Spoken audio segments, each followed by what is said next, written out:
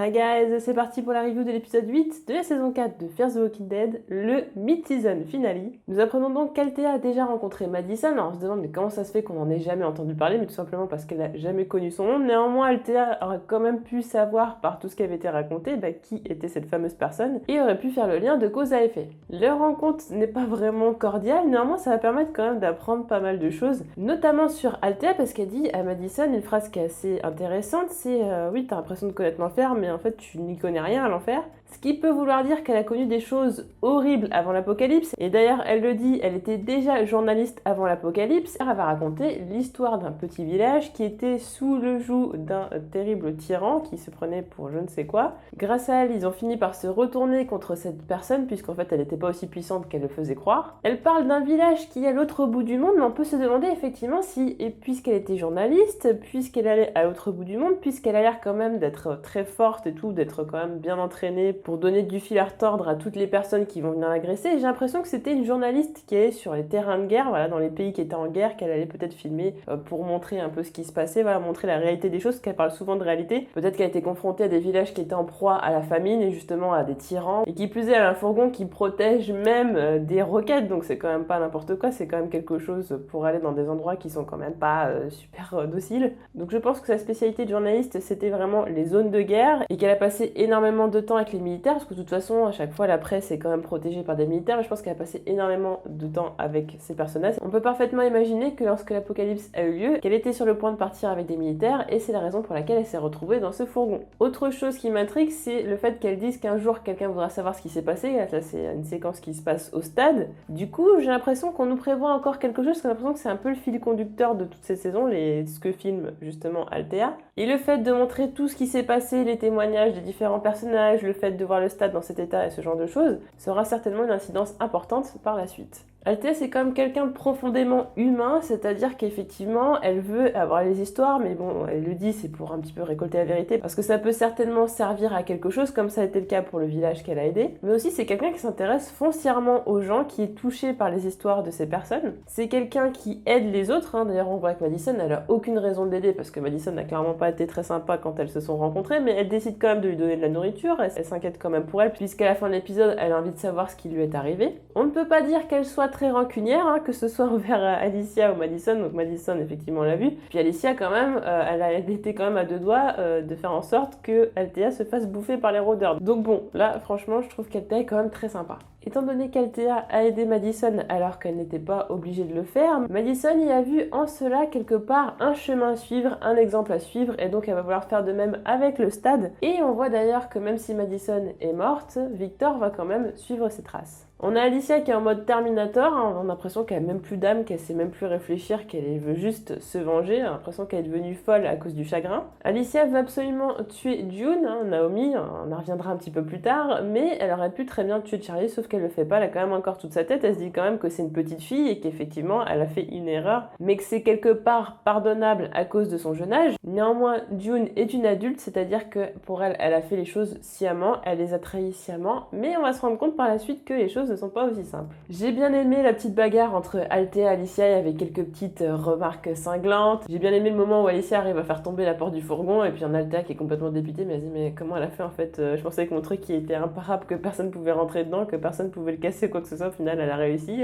Elle est chiante, elle commence à m'agacer sévèrement. C'était un peu la bataille entre Nana et tout, j'ai trouvé ça assez rigolo, mais bon c'est vrai quand même à se mettre de sacrés baignes dans la figure, c'était quand même assez chaud, elle a quand même failli se faire bouffer la petite Althea. Néanmoins on a un retournement de situation puisque Alicia va découvrir qu'Althea effectivement connaissait sa mère, et donc il y a une cassette assez touchante. C'est une cassette dans laquelle Madison parle du fait que si elle voulait trouver vraiment un endroit, c'était pour ses enfants, pour qu'ils ne perdent pas cette lueur d'humanité qu'ils avaient en eux. D'ailleurs, elle parle d'une anecdote qui avait lieu quand ils étaient enfants, le fait qu'ils s'étaient acharnés à aider un oiseau jusqu'à qu'il puisse à nouveau s'envoler. Voilà, c'était vraiment des personnes qui étaient déterminées à aider une cause qui pouvait être techniquement perdue. Donc elle voulait absolument que ses enfants gardent cette lueur d'humanité là, cette lueur de bonté, et elle le savait que l'extérieur, le fait de se retrouver face à des personnes qui vont forcément être nocives, qui vont vouloir peut-être leur mort ou ce genre de choses, ça donne lieu forcément à des conditions extrêmes, à un mode de pensée extrême. Et forcément, puisqu'il s'agit de se défendre, parfois parfois il faut utiliser des solutions assez drastiques. Et c'est la raison pour laquelle Madison a peur que toute leur humanité s'en aille et que leur personnalité change totalement. Donc ce sont des mots qui vont résonner en Alicia, mais on a surtout Morgan qui lui est physiquement là pour pouvoir arrêter Alicia. Alors effectivement, il le dit d'ailleurs, il n'a pas empêché Nick, c'était bien trop tard. Néanmoins, il ne fera pas la même erreur avec Alicia. Alors est-ce que Morgan sera le père de substitution d'Alicia et de Charlie? Parce que bon, il essaye un petit peu de driver les deux, donc on peut voir quelque chose comme ça. Il va encore être celui qui va sauver tout le monde, qui dit qu'il y a une autre solution plutôt que de tuer, tout ça, qui ne veut absolument pas de la loi du talion. Donc bon, ça c'est pas quelque chose d'assez étonnant, je veux dire, on s'y attend forcément à ce que Morgan se mette entre les deux, voilà, je veux dire, au bout d'un moment, il a un rôle qui est très redondant. Alors j'adore Morgan, c'est un personnage que j'aime beaucoup, mais est-ce qu'on doit tout le temps le réduire à ce rôle-là de sauveur, de je suis le bon, le gentil? J'aimerais bien aussi qu'il ait une histoire qui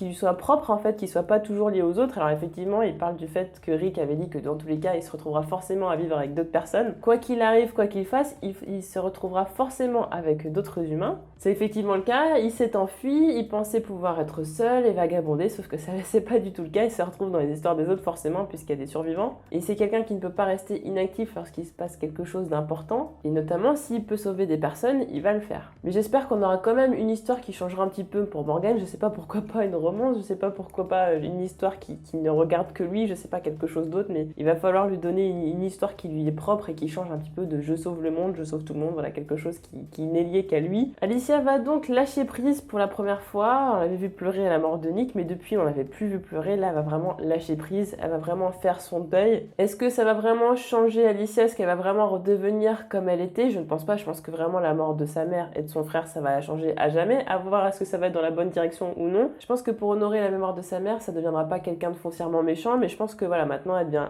vraiment très badass, ça devient un personnage qui va être peut-être très intéressant par la suite. C'était un personnage que j'aimais bien, mais sans pour autant voilà, être captivé par le personnage. Je veux dire, c'est pas pour elle que je regardais Fear the Walking Dead, c'était plutôt pour Nick. Bon là, Nick n'est plus là, Madison n'est plus là, maintenant. Je pense que voilà, c'est quelqu'un qui ira beaucoup plus de l'avant, qui maintenant sait qu'elle est capable d'affronter tout, elle a plus rien à perdre techniquement. Donc ça peut donner lieu à des situations très intéressantes. Ce que j'ai trouvé très intéressant, c'est qu'effectivement, ça faisait un moment qu'on en avait un petit peu marre des timelines qui se mélangent, notamment les 2 derniers épisodes, je les ai trouvés beaucoup moins bons que les premiers autres de cette saison. Et là, je trouvais que le mélange des timelines avait vraiment quelque chose d'intéressant, puisqu'on a une timeline qui trompe l'œil. On retrouve Madison qui est seule et Althea qui la retrouve. On se dit, mais c'est quand même bizarre, comment ça se fait qu'Althea se retrouve seule avec Madison? Donc on commence à se poser pas mal de questions. Et au final, la confirmation que tout cela se passe avant qu'elle ait trouvé le stade, on l'a lorsque Alicia va dire à June que sa mère est morte à cause d'elle, et lorsqu'Althea va demander à Alicia ce que Madison cherchait, et va ajouter qu'il s'agissait certainement du stade. Qui plus est, lorsque Madison retrouve Alicia et les autres, Nick est toujours en vie, donc là, c'est certain, voilà, c'est confirmé totalement. C'est donc arrivé avant l'arrivée au stade, donc c'est arrivé entre le barrage et puis là où ils ont commencé à chercher un endroit pour pouvoir s'installer avant de trouver ce fameux stade. Donc ça comble quelques brèches sans non plus tout combler, parce que quand même on a encore du mal à comprendre comment ils ont survécu à l'explosion du barrage quand même. Il y a 2-3 questions comme ça qui vont rester en suspens et je trouve ça un petit peu dommage. Et ce qui avait également laissé le suspense, c'est lorsqu'Althea demande ce qui s'est passé, ce qui est arrivé à ses enfants, ce qui est arrivé à tout le monde, et qu'au moment où Madison va répondre, en fait on n'entendra pas la suite. Finalement tout le monde va finir par s'entendre. Naomi, enfin June plutôt maintenant, j'ai du mal à me rappeler du nom. June maintenant a retrouvé John, donc maintenant ils vont être ensemble pendant un bon moment, et elle a enfin donné son vrai nom. Ça veut dire quand même c'est une preuve de confiance à son égard, et aussi c'est surtout une énorme preuve d'amour. Et ça veut aussi certainement dire que maintenant elle ne va plus s'enfuir. Néanmoins j'ai un petit peu peur pour John parce qu'il a quand même laissé une vidéo dans laquelle il dit à Naomi que tout ce qui l'intéresse c'est qu'elle s'en sorte, qu'il espère qu'elle arrêtera de fuir. Il laisse aussi un message pour Morgan, donc je me demande s'il va pas lui arriver quelque chose dans le futur et que par la suite ces 2 personnages vont voir cette vidéo et ce qui pourrait donner lieu à un moment très touchant. On finit donc à la fin de l'épisode, d'un épisode qui était plutôt sympathique, mais vraiment la fin c'était vraiment l'apothéose. Je trouve que c'est vraiment la fin qui a rattrapé tout cet épisode, parce que bon il y avait des trucs assez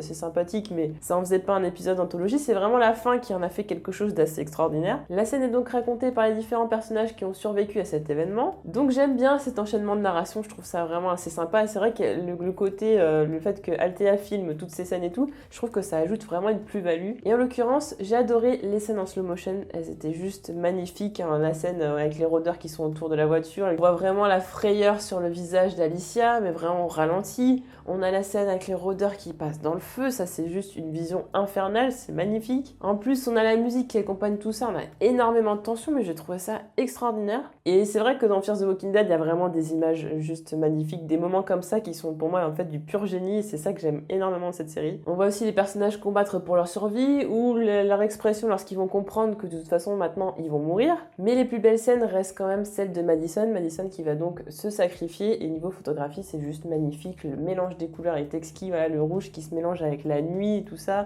En face on a une vision d'horreur, on a un petit peu Madison qui est un petit peu plus qui fait un petit peu plus lumineuse, et en face on a l'horreur, les morts, enfin la mort qui arrive très clairement, et juste ce mélange de couleurs, ces scènes en slow motion avec la musique qui était intense, c'est une très belle musique derrière, vraiment c'était le coup du spectacle, c'est ça qui a rehaussé vraiment cette fin de demi-saison, parce que voilà, comme je disais, les 2 épisodes d'avant c'était pas extraordinaire, cet épisode là était plutôt sympathique, il y avait des choses intéressantes mais c'était pas non plus quelque chose de fou, et là cette fin d'épisode, juste voilà, on retrouve ce qu'on aime dans Fear the Walking Dead, c'est quelque chose de très original, voilà, des petits coups de génie comme ça. Maintenant se pose la question, est-ce que faire mourir Madison est une bonne idée? Pour quelles raisons c'est arrivé? Et surtout, est-ce que c'est vrai? Est-ce qu'elle est vraiment morte? J'ai envie de vous dire, j'ai l'impression qu'on a quand même bouclé le développement du personnage, c'est-à-dire qu'effectivement, elle avait trouvé un endroit où elle est en sécurité avec ses enfants. Elle a voulu continuer à leur inculquer des valeurs, à faire en sorte qu'ils soient heureux, mais surtout qu'ils restent eux-mêmes. Et d'ailleurs, elle le dit, elle a compris à la fin que de toute façon, peu importe l'endroit où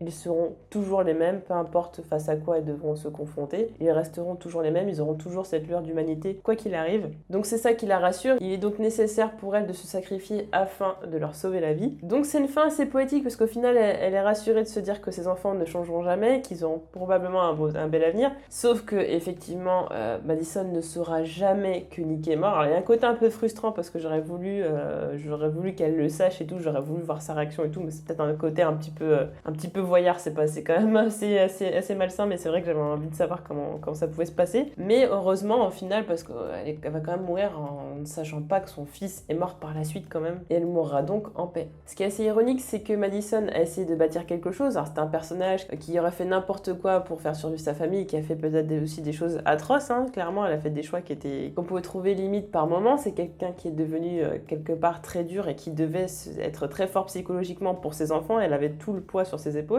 Et elle a réussi quand même à mener pendant quelques années une vie tranquille et à inculquer des choses intéressantes à différents personnages, parce que même Naomi finalement a fini par croire à tout ce que disait Madison. Elle a fait en sorte au maximum que la communauté reste dans le stade. Elle a essayé de les convaincre mais n'a pas réussi. Et l'ironie, c'est qu'au final, c'est parce que personne n'a cru en Madison, c'est parce que personne n'a cru en ce qu'elle a dit et en cet endroit que toutes ces personnes sont mortes et que le stade fut détruit. La chose un petit peu triste, c'est que ce qui a causé la mort de Madison et la destruction de cet endroit, c'est le fait qu'elle ait voulu accueillir de nouvelles personnes à l'intérieur. C'est vrai que la morale est un petit peu limite, mais je pense que ce sera un acte dont les personnages se souviendront éternellement, et je pense qu'ils essaieront de suivre les traces de Madison, et d'ailleurs c'est le cas pour Victor, d'ailleurs, qui dit à Naomi, bah t'as fait ce que tu pensais être juste, alors que Naomi a rejoint quand même les vautours, ceux qui ont quand même causé tout ça et tout ça. Mais en honneur à cette personne, ils vont essayer de respecter ses valeurs. Donc je pense que Madison est vraiment morte, parce que la fin elle est quand même assez joliment faite et tout ça. Je trouve qu'on n'en ferait pas autant si le personnage, l'épisode d'après, il revient, ou même à la fin de la saison, il revient. Je trouve que ce serait trop bizarre de faire un truc très très émouvant et que tout d'un coup elle revienne. Alors il y a MikaSabe45 qui en a parlé sur Twitter, effectivement, qui m'a dit mais ça ressemble beaucoup à la scène de Salazar, et c'est vrai que je me disais mais il y a quand même un côté un petit peu déjà vu, et au final quand il m'a dit ça sur Twitter, je me suis dit mais oui, en fait c'est quasiment la même scène, donc on peut pas nous refaire quand même le coup 2 fois, ça serait un peu trop gros quand même. Qui plus est, Kim Dickens a fait des déclarations, elle a dit qu'elle était choquée et déçue d'apprendre que son personnage allait donc mourir. Elle l'a appris un mois avant de tourner les épisodes. Ce n'est pas son choix de partir, d'où la déception, hein, c'est à la différence de Frank Dillane, mais bon, j'ai l'impression qu'il y a quand même des choses qui sont un petit peu bizarres, mais je pense que le fait qu'ils aient décidé de tuer Madison, c'est totalement lié à la mort de Nick. Je pense que voilà, il était clairement question, avec le changement de showrunner et tout, de donner un nouveau souffle à la série avec de nouveaux personnages. On a donc les 3 nouveaux personnages que sont Morgan, John et Althea. Donc on fait une nouvelle équipe. Là on a des grosses morts importantes, mais une parce qu'elle a été voulue par l'acteur, l'autre parce que c'était nécessaire pour pouvoir redonner un nouveau souffle. Voilà, il faut de nouveaux leaders, il faut un nouveau groupe, une nouvelle dynamique. Ça donne donc un nouvel élan à la série. Ça changera pas mal de choses, ça peut dénaturer un petit peu la série quelque part. Après, est-ce que ça va vraiment gêner les fans ou pas? Moi clairement ça me gêne pas spécialement. J'aimais bien Madison Madison, mais bon, autant dire que j'en fais pas un drame. Autant Nick, je suis toujours traumatisée et j'ai toujours du mal à l'avaler. Et je pense que ça restera jusqu'à la fin de la série. Autant Madison, j'accepte totalement le truc. Je trouve que ça a été plutôt bien fait. Même si je pense qu'on aurait pu exploiter le personnage encore longtemps. C'est vrai que mixer ce personnage au nouveau, c'était un petit peu difficile. Voilà, elle a beaucoup de charisme. Voilà, on peut pas avoir trop de personnages qui en imposent un peu trop. Ça aurait été un peu difficile. Donc je pense qu'ils se sont dit, puisqu'il faut tuer un personnage emblématique qui est Nick, autant faire table rase, ramener des nouveaux personnages et faire totalement autre chose. Donc il fallait donc tuer le leader emblématique de cette série qui est donc Madison. Néanmoins, quelque chose m'a un petit peu choqué, c'est que j'en avais déjà parlé dans les épisodes d'avant et je pensais que la dynamique allait changer, c'est-à-dire que Nick, on le voit toujours très peu. Donc là, techniquement pour moi, on a clôturé cet arc des vautours, etc. du stade. Donc normalement, Nick, on devrait pas le revoir. Mais bon, j'ai l'impression que ça va quand même être le cas. Mais bon, si jamais on le revoit pas, en fait, Frank Dillane, on l'a quasiment pas vu dans ce début de saison 4 en fait. Et je me dis, c'est censé être ses dernières scènes et tout, donc c'est censé être super important et tout ça. Enfin, on est censé le voir beaucoup plus pour nous apporter beaucoup de tristesse, beaucoup de nostalgie, et se dire que voilà, il va bientôt partir, qu'on le verra bientôt plus et tout ça. Enfin, voilà, on sait qu'il est mort dans le présent et qu'on le revoit dans le passé et tout, donc ça donne un côté assez énormément émouvant aux épisodes. D'ailleurs, il y a le moment où Madison et Nick se prennent dans les bras parce que Nick est toujours traumatisé par rapport aux événements qui ont lieu au barrage. Donc, mais bon, ce moment-là où ils se prennent dans les bras, voilà, c'est la dernière fois j'ai l'impression qu'on va les voir se prendre dans les bras et du coup c'est très touchant et je me dis mais il me manque encore des scènes comme ça, des scènes touchantes avec Nick et tout ça. Au final Nick on l'a quasiment pas vu du tout. Alors cet épisode là c'était carrément un personnage fantôme et je comprends pas, j'ai l'impression que c'est comme si Frank Dillane était venu sur le tournage, limite il en avait pas envie en fait, ou peut-être qu'il avait signé pour apparaître vraiment de façon succincte dans les épisodes, je sais pas, en tout cas il y a quelque chose d'assez bizarre. Par conséquent je me sens assez frustrée parce que je voulais vraiment faire mes au revoir à ce personnage et j'ai l'impression qu'en fait mes au revoir au personnage c'était déjà l'épisode 3. Il y a quelque chose qui collait pas du tout. Néanmoins, il est probable qu'on ait encore quelques bribes de timeline comme ça mélangées par la suite dans la deuxième partie de saison, parce que j'ai l'impression qu'on n'a pas vraiment tout clos, on n'a pas vraiment fermé tous les sujets. Il y a vraiment un goût d'inachevé pour moi, que ce soit par exemple que pour Nick, pour Madison, ou pour certains éléments dont on n'a pas encore la réponse. Qui plus est, je m'attendais à ce qu'à la fin de l'épisode, comme on avait les différentes timelines, on avait des couleurs jaunes pour les timelines passées, et on avait la couleur grise pour la timeline présente, je pensais que du coup, comme l'arc du stade et tout ça, toutes les timelines qui se mélangeaient, ça allait se terminer, on allait retrouver la couleur, le filtre de base de Fear the Walking Dead. Et au final, à la fin de l'épisode, on est toujours sur des tons gris, donc je me dis, probablement, on aura encore un mélange de timelines, donc encore des colorimétries différentes pour pouvoir distinguer les timelines. À la fin de l'épisode, ce que j'ai bien aimé, c'est qu'on a un gros plan sur Morgan. Effectivement, c'est quand même avec Morgan qu'on commence cette saison 4, donc je trouvais que c'était assez symbolique. Et aussi, la dernière scène que l'on voit de l'épisode, c'est celle qu'on voit dans le générique. Donc voilà, on est clairement sur une photo de groupe, hein. Enfin voilà, c'est une vidéo, mais pour imaginer sur une photo de groupe. Le nouveau groupe, voilà, la nouvelle ère de Fear the Walking Dead commence à partir de ce moment-là. Je me pose pas mal de questions par rapport à cette deuxième partie de saison qui va donc arriver en août. Qu'est-ce qui va se passer? Quels vont être les nouveaux méchants puisque les vautours sont éradiqués, à moins qu'il reste quelque part, je ne sais pas. Quelle va être la nouvelle menace? Ce qui me donne la puce à l'oreille, c'est le témoignage du père qui est avec sa fille sur l'une des cassettes que regarde Madison. Une des cassettes qu'elle a donc volée à Althea, c'est un père avec sa fille qui dit qu'il a échappé à un groupe de méchants. Alors je sais plus comment il les appelle, mais en tout cas il leur a échappé. Alors est-ce qu'il s'agit des vautours ou est-ce qu'il s'agit d'une nouvelle menace? Et donc là dans ces cas-là on nous aurait teasé les prochains méchants de cette saison. Qui plus est, je me pose des questions par rapport à l'avenir de certains personnages, notamment Victor et Luciana, puisqu'on a quand même tué leur binôme, hein. Victor avait quand même une relation amicale assez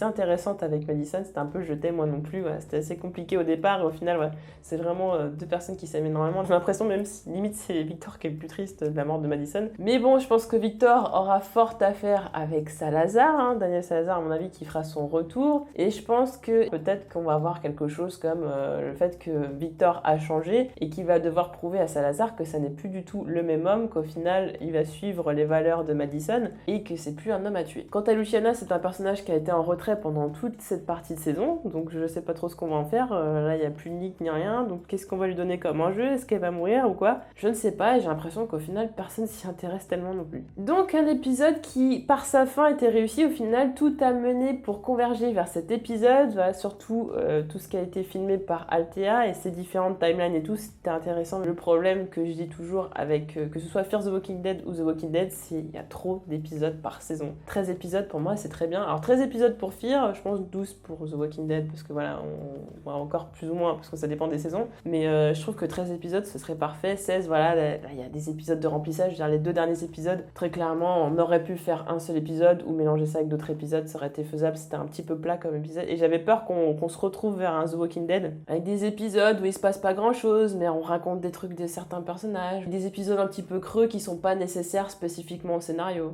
Et pour en revenir à la mort de Madison, au début de la saison, on se dit c'est trop évident, forcément elle est morte, personne n'en parle, on sait pas ce qu'elle est devenue. Donc moi je me suis dit non, c'est trop facile, elle peut pas être morte. Je veux dire, tout indique qu'elle est morte, donc forcément ça veut dire que c'est pas le cas. Je veux dire, un tout bon scénariste qui se respecte va nous emmener dans une direction pour totalement nous distraire de la vraie direction, quoi. Donc je veux dire, forcément on va nous distraire ou autre, on va nous amener vers des fausses pistes. Et au final, je trouve que ça n'a pas été trop le cas. Il y a vraiment que dans cet épisode où on nous a fait un peu le trompe-l'œil et tout ça. Sinon, au final, on aurait dû se fier à notre première intuition qui était, bah ouais, en fait, tout indique qu'elle est morte, donc elle est morte. Et ça, je trouve ça un peu dommage. N'hésitez pas à me dire en commentaire ce que vous avez pensé de cet épisode, ce que vous avez pensé de cette première partie de saison. N'hésitez pas à laisser un petit pouce bleu si vous avez aimé la vidéo. On se retrouve très vite pour d'autres vidéos. Salut!